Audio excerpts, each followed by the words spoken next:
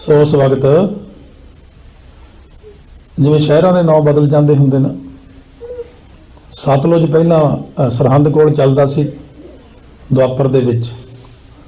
हुण दुआपर की उम्र भी बथेरी लंबी सुख नाल। जिवें हुण नवां शहर का नाम भगत सिंह नगर रखता बदल गया। जिवें हुण जगरावां का नाम रखण लगे ने बाबा ईश्वर सिंह जी नगर, बदल जाना जगरावां का नाम भी। इस तरह समा पा के जिवें मालवे की धरती ते दो नदियां वगदियां सी, वो हुण है नहीं उत्थे। जिथे ये शहर है इत्थे कदे कोई करोड़ों साल पहला, क्योंकि धरती बनी नूं 450 करोड़ साल हो गया। ये जिथे धरती है इत्थे की पता कौन कौन रह के चले गया।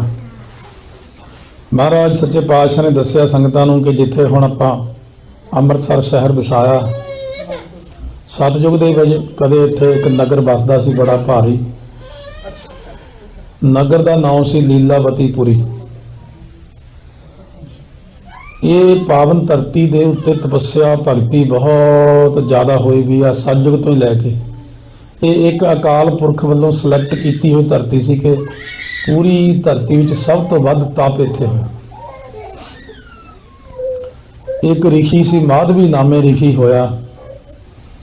ब्रह्मा जी बड़े प्रसन्न हो जाने भगती की, कहन लगे मंग की मंगदा। कहते मेरी उम्र 5 लाख साल कर दो। कहते इन्नी उम्र की करनी? कहते मैं बंदगी तप करूँगा परमेश्वर का, मेरी शरधा है।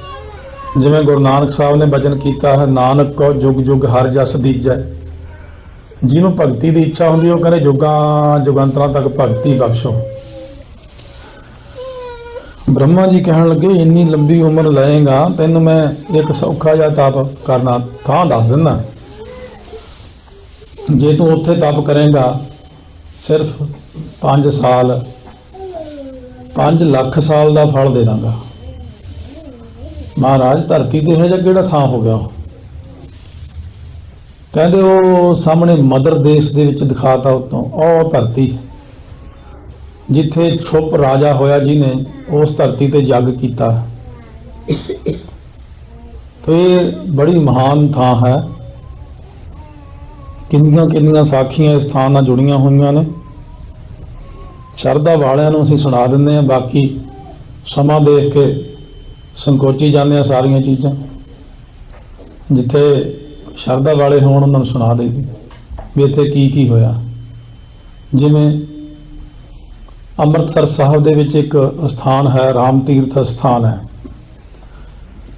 ये मामूली धरती नहीं है। अमृतसर की पावन धरती, इस धरती उत्ते बड़ा अभ्यास होया होया, बड़ी बंदगी हुई हुई है। तो उस वक्त अकाल पुरख वाहिगुरू जो इत्थे प्रगट होए, राजा छुप ने बड़ा भारी यज्ञ किया। उदों प्रसन्न हो के कह लगे भी सारी दुनिया नूं तो रोटी खवाई है, कलयुग च आपां यज्ञ नहीं कर सकते, क्योंकि यज्ञ बहुत तगड़े तगड़े राजे ही करते हुंदे सी। सतयुग 7 तेता जग्गी, त्रेते विच ज़्यादा यज्ञ होए। द्वापर पूजा 4, तीनों युग तीनों दिड़े कल केवल नाम आधार। इत्थे जो जग होया इस पावन धरती ते निरंकार जी 33 करोड़ देवतियां समेत हाजिर होए। हाजिर नहीं, वो सुभावक ही है। जिथे निरंकार जी होणगे उत्थे सारी इन्हां दा जिन्ना भी कुछ है सारा हाजिर होना पैंदा ही है उसनूं। क्योंकि जिथे गुरु ग्रंथ साहिब जी ने इत्थे सारा कुछ हाजिर है, क्योंकि निरंकार जी ने ते निरंकार जी कोल सब ने हाजिर होना। बंदगी करो जे कुछ देखना, भगती करो फिर सारा कुछ नजर आउंदा। परमेश्वर जी प्रसन्न होए, कहन लगे मंग। राजा छुप नूं कहन लगे मंग की मंगदा? वो कहन लगे इस स्थान ते कोई ऐसी कृपा करो, कोई ऐसा सरोवर बने जेड़ा भी नहावे उतर जावे। परमेश्वर जी ने उस वक्त वचन किया। ये पुरानियां हुण गल्लां, इन्हां नूं ਜਾਂ ਸੂਰਜ ਪ੍ਰਕਾਸ਼ ਦੀ ਕਥਾ ਰਿਕਾਰਡ ਹੋਊਗੀ ਉਦੋਂ ਇਹ ਸਾਹਮਣੇ ਆਉਣਗੀਆਂ, ਬਹੁਤ ਚੀਜ਼ਾਂ ਸਾਹਮਣੇ ਆਉਣਗੀਆਂ। ਕਹਿਣ ਲੱਗੇ ਪਰਮੇਸ਼ਰ ਕੋਈ ਨਹੀਂ, ਇੱਥੇ ਸਾਡਾ ਹੀ ਹਰੀ ਮੰਦਰ ਬਣੇਗਾ, ਇੱਥੇ ਅਸੀਂ ਹੀ ਵਾਸਾ ਕਰਾਂਗੇ ਸਦਾ। ਇੱਥੇ ਇੱਕ ਬੜਾ ਵੱਡਾ ਸਰੋਵਰ ਬਣੇਗਾ, ਜੋ ਨਹਾਵੇ ਸੋ ਕੁਲ ਤਰਾਵੇ, ਉਧਾਰ ਹੋਇਆ ਹੈ ਜੀ ਕਾ ਹੋਵੇਗਾ। ਇਹ ਪਰਮੇਸ਼ਰ ਨੇ ਵਾਰ ਦਿੱਤਾ ਉਦੋਂ, ਅਤੇ ਇਹ ਵੀ ਬਖਸ਼ਿਸ਼ ਕੀਤੀ ਕਿ ਪਹਿਲਾਂ ਬੇਦੀ ਕੋਲ ਵਿੱਚ ਅਵਤਾਰ ਧਾਰਾਂਗੇ, ਫਿਰ ਤ੍ਰੇਹਣ, ਫਿਰ ਭੱਲਿਆਂ ਵਿੱਚ।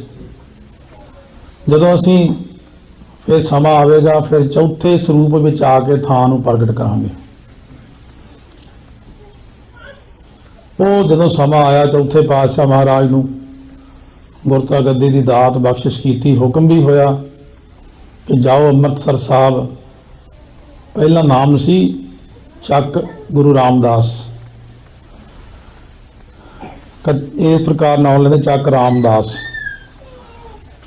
ਮਹਾਰਾਜ ਨੇ ਜਿੱਥੇ ਦੁੱਖ ਭੰਜਨੀ ਬੇਰੀ ਆ, ਇੱਥੇ ਆ ਕੇ ਮੋੜੀ ਗੱਡੀ ਸੀ। ਇਹ ਮੋੜੀ ਹੁੰਦੀ ਆ ਇੱਕ ਦਰਖਤ ਦੀ ਟਾਹਣੀ ਲੈ ਕੇ ਗੱਡ ਦਿੰਦੇ ਹੁੰਦੇ ਸੀ। ਕਿਤੇ ਕਿਤੇ ਇਹ ਪੱਥਰ ਵੀ ਲਾਉਂਦੇ ਨੇ, ਕਿਤੇ ਕਿਤੇ ਇੱਟਾਂ ਦੋ ਰੱਖ ਦੇਣੀਆਂ ਵੀ ਇੱਥੇ ਹੁਣ ਅਸੀਂ ਨੀਂਹ ਪੱਥਰ ਰੱਖ ਦਿੱਤਾ।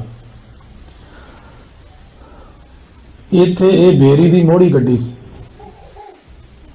ਤੇ ਬੇਰੀਆਂ ਹੀ ਬੇਰੀਆਂ ਖੜੀਆਂ ਸੀ ਇਸ ਥਾਂ ਦੇ ਉੱਤੇ। ਬੜਾ ਘਣਾ ਜੰਗਲ ਸੀ। ਗੁਰਾਂ ਨੇ ਇਹ ਥਾਂ ਦੇ ਉੱਤੇ ਥਾਂ ਪਟਵਾਇਆ ਵੀ ਸੀ ਕਾਫੀ ਛੱਪੜ ਵਾਂਗੂ।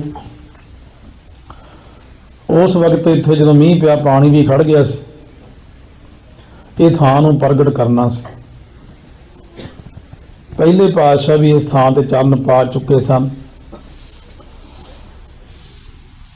ਜਦੋਂ ਮਹਾਰਾਜ ਜੀ ਲੰਘਦੇ ਹੁੰਦੇ ਸੀ ਏਮਨਾਬਾਦ ਨੂੰ, ਕਿੱਥੋਂ ਸੁਲਤਾਨਪੁਰ ਸਾਹਿਬ ਤੋਂ ਜਦੋਂ ਜਾਂਦੇ ਹੁੰਦੇ ਸੀ, ਇਹ ਉਦੋਂ ਰਸਤਾ ਸੀ ਤੇ ਇੱਥੇ ਬੈਠਦੇ ਹੁੰਦੇ। ਕਹਿੰਦੇ ਮਰਦਾਨਾ ਆਹ ਥਾਂ ਬੜੀ ਰਮਣੀਕ ਹੈ, ਬੜੀ ਸੁੰਦਰ ਹੈ, ਬੜੀ ਭਗਤੀ ਵਾਲੀ ਥਾਂ, ਕਿਸੇ ਸਮੇਂ ਇੱਥੇ ਪਾਵਨ ਸਥਾਨ ਬਣੇਗਾ। ਭਾਈ ਮਰਦਾਨੇ ਨੂੰ ਕਹਿਣ ਲੱਗੇ ਕੀਰਤਨ ਕਰੋ। ਕੀਰਤਨ ਇੱਥੇ ਹਰਿਮੰਦਰ ਸਾਹਿਬ ਵਾਲੇ ਥਾਂ ਤੇ ਬੈਠ ਕੇ ਜਦੋਂ ਆਪ ਨੇ ਕੀਤਾ, ਭਾਈ ਮਰਦਾਨਾ ਦੇ ਨੇਤਰ ਬੰਦ, ਭਾਈ ਬਾਲਾ ਜੀ ਨੇਤਰ ਬੰਦ, ਗੁਰੂ ਨਾਨਕ ਸਾਹਿਬ ਕੀਰਤਨ ਦੇ ਵਿੱਚ ਐਸੇ ਲੀਨ ਹੋਏ। ਗੁਰੂ ਨਾਨਕ ਸਾਹਿਬ ਕਈ ਵਾਰ ਕੀਰਤਨ ਸੁਣਦਿਆਂ ਸੱਚਖੰਡ ਨੂੰ ਚਲੇ ਜਾਂਦੇ ਹੁੰਦੇ ਸੀ, ਅਲੋਪ ਹੀ ਹੋ ਜਾਣਾ ਮਾਨੋ। ਭਾਈ ਮਰਦਾਨਾ ਜਾਂ ਨੇਤਰ ਖੋਲੇ, ਦੇਖਿਆ ਚਾਰੇ ਪਾਸੇ ਇੰਨਾ ਪਾਣੀ ਖੜਾ, ਪਾਣੀ ਖੜਾ, ਮਹਾਰਾਜ ਤਾਂ ਹੈ ਹੀ ਨਹੀਂ ਗੇ। ਉਸ ਵਕਤ ਆਰਾਧਨਾ ਕੀਤੀ ਹੈ ਗੁਰੂ ਨਾਨਕ ਸਾਹਿਬ ਦਰਸ਼ਨ ਬਖਸ਼ੋ। ਜਦੋਂ ਮਹਾਰਾਜ ਜੀ ਪ੍ਰਗਟ ਹੋਏ, ਕਹਿਣ ਲੱਗੇ ਮਹਾਰਾਜ ਇੰਨਾ ਜਲ ਕਿਵੇਂ ਆ ਗਿਆ? ਕਹਿੰਦੇ ਮਰਦਾਨਾ ਅਸੀਂ ਸ਼ਬਦ ਸੁਣ ਕੇ ਜਲ ਰੂਪ ਹੀ ਹੋ ਗਏ ਸੀ, ਅੰਮ੍ਰਿਤ ਹਨ ਸਤਿਗੁਰੂ। ਕਹਿੰਦੇ ਮਹਾਰਾਜ ਇਹ ਜਲ, ਕਹਿੰਦੇ ਹੁਣ ਤਾਂ ਇਹ ਧਰਤੀ 'ਚ ਹੀ ਸਮਾ ਜਾਵੇਗਾ। ਇੱਥੇ ਜਦੋਂ ਚੌਥੇ ਸਰੂਪ ਵਿੱਚ ਸਰੋਵਰ ਦੀ ਰਚਨਾ ਹੋਵੇਗੀ, ਇਹ ਜਲ ਉਸ ਸਰੋਵਰ 'ਚ ਪ੍ਰਗਟ ਹੋਵੇਗਾ ਉਦੋਂ। ਇਹ ਬੜੀ ਬਖਸ਼ਿਸ਼ ਵਾਲੀ ਥਾਂ ਹੈ। ਨਾਸਤਕ ਲੋਕਾਂ ਨੇ, ਬੇਮੁਖ ਲੋਕਾਂ ਨੇ, ਗਲਤ ਲੋਕਾਂ ਨੇ ਗਲਤ ਪ੍ਰਚਾਰ ਬੜੇ ਕੀਤੇ। ਹੌਲੀ ਹੌਲੀ ਬਹੁਤ ਦੁਨੀਆ ਨੂੰ ਪਹਿਲਾਂ ਤੋੜਿਆ ਸੀ। ਆ ਤਾਂ ਹੁਣ ਕਥਾ ਭਰ ਕੇ ਜਦ ਵੰਡੀ ਤਾਂ ਹੁਣ ਸਰਦਾ ਦੁਬਾਰਾ ਪੁੰਗਰੀ। ਸੰਗਤ ਤੇ ਕਿਰਪਾ ਵੀ ਹੋਈ। ਮਹਾਰਾਜ ਨੂੰ ਅਰਦਾਸ ਵੀ ਕਰਦੇ ਆ, ਮਹਾਰਾਜ ਤੁਸੀਂ ਕਿਰਪਾ ਕਰੋ ਇਹਨਾਂ ਤੇ, ਨਹੀਂ ਤਾਂ ਇਹ ਵਿਖਰ ਜਾਣਗੇ, ਸਾਰੇ ਟੁੱਟ ਜਾਣਗੇ, ਸ਼ਰਧਾ ਖਤਮ ਹੋ ਜਾਵੇਗੀ ਸੰਗਤ ਦੀ। ਸੋ ਉਸ ਵਕਤ ਇਹ ਪਾਵਨ ਸਥਾਨ ਮਹਾਰਾਜ ਨੇ ਪ੍ਰਗਟ ਕੀਤਾ। ਧੰਨ ਗੁਰੂ ਰਾਮਦਾਸ ਸਾਹਿਬ ਮਹਾਰਾਜ ਨੇ ਪਾਵਨ ਸਥਾਨ ਮਹਾਰਾਜ